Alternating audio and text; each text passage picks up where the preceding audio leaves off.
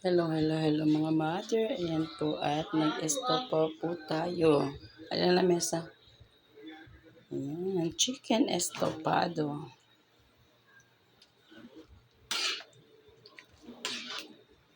Mga mais.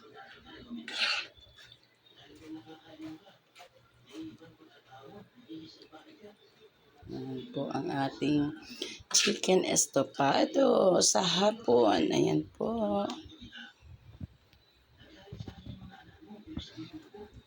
Kayo mga mamis, at ano po ang inyong niluluto for today?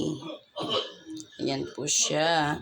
At kung napapansin niyo po is ang daming atsal. Ayan, all bell pepper.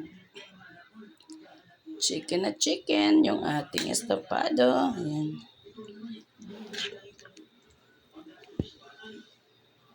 Mga mamis.